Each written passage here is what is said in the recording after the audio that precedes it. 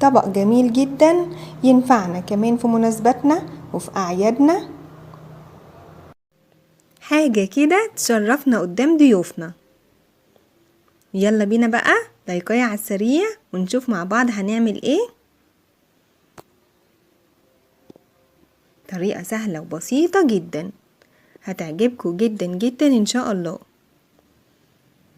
نسمي ونقول بسم الله ونشوف مع بعض ايه الخطوات. اول حاجة معايا هي التتبيلة. هجهز تتبيلة اللحمة: كوبايتين من الزبادي،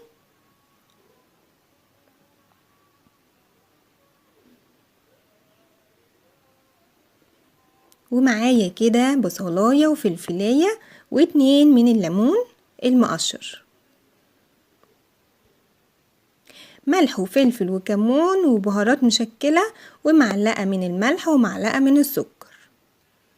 السكر ليه؟ علشان بيسرع لي عملية تسوية اللحمة، وكمان بيخليها تاخد لون جميل في التحمير. معايا 2 موزة بقري وزنهم تقريبا 3 كيلو. البقري ما بيكونش فيها العظم، الضاني ممكن يكون فيها عظم. هبتدي بقى اقشرها واخليها من اي حاجة كده غير مستحبة. وبعد كده هعمل ايه؟ هفتحها كويس كده بالسكينة علشان تتشرب كويس من التتبيلة.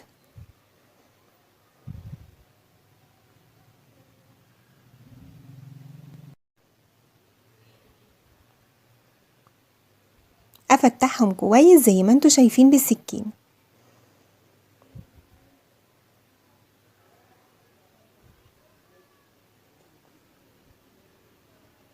كده تمام جدا. ابتدي بقى بالتتبيلة الجميلة بتاعتي اللي خلطتهم كويس في الكبة، واضيفهم على اللحمة. والزبادي هنا وظيفته ان هو هيطريلي اللحمة في التسوية، وهتكون جميلة جدا ان شاء الله. تتبيلة هايلة، جربوها ان شاء الله هتعجبكم. تمام.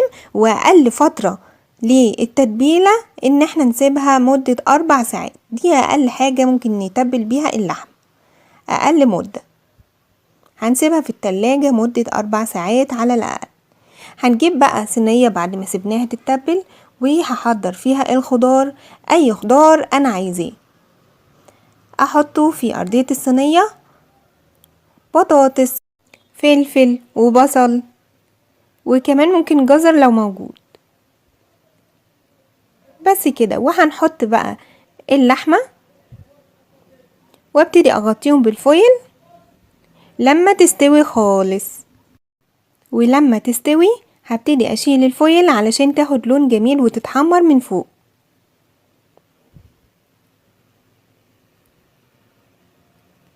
معايا بقى العمل: الرز، كوباية من الشبت والبقدونس وفلفلاية، وهبتدي اضيفهم في الكبة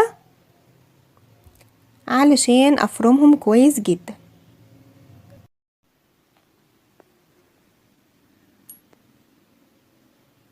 تمام جدا. هفرمهم كويس جدا، وهضيف عليهم كمان كوباية مية علشان انا عايزة عصير البقدونس والشبت، مش عايزة معالم موجودة خالص موجودة معايا للشبت والبقدونس.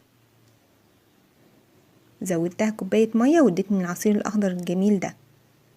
في حلة بقى سخنة على النار هبتدي اضيف الزيت والزبدة وعليهم بصلاية مفرومة.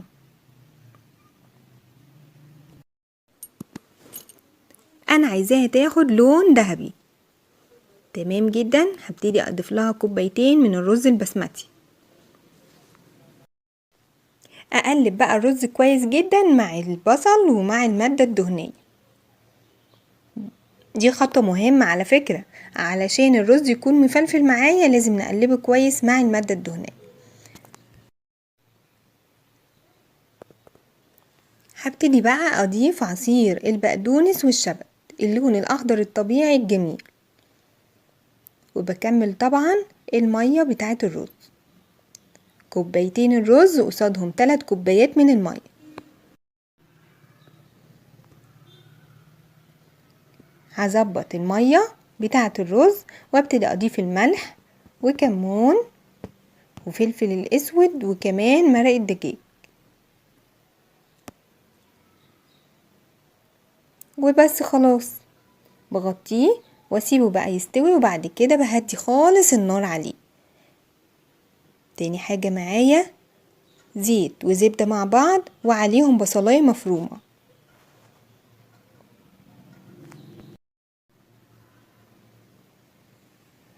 بهارات مشكلة والكركم والكاري والملح ومرقة الدجاج.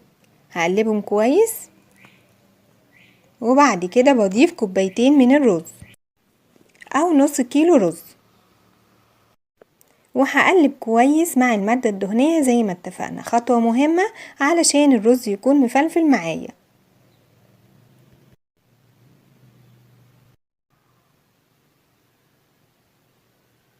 وبعد كده بظبط طبعا المية زي ما اتفقنا، كوبايتين الرز قصادهم 3 كوبايات من المية او المرقة، واغطي واسيبه يرتاح خالص. وكمان شوية لما يشرب المية بوطي النار عليه. تمام جدا. وده الرز التاني الاصفر الجميل، شايفين لونه جميل خالص معايا ازاي؟ هايل جدا. طبعا خلاص استوت الموز معايا، ببتدي اطلعها واقطعها. جميلة جدا. معايا صينية جميلة هبتدي الفها بالفويل علشان شكل التقديم يكون قريب من المطاعم والمحلات الكبيرة.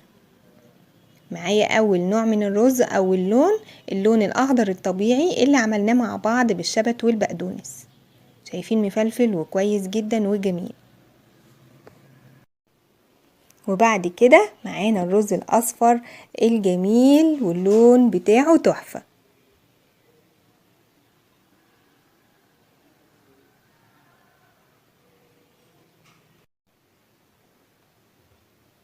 بظبط بقى الرز ده جنب الرز ده، اللون الاخضر مع اللون الاصفر علشان شكل التقديم. وقطعت اللحمة كده طرنشات وحطيتها على الرز، وادي طريقة التقديم.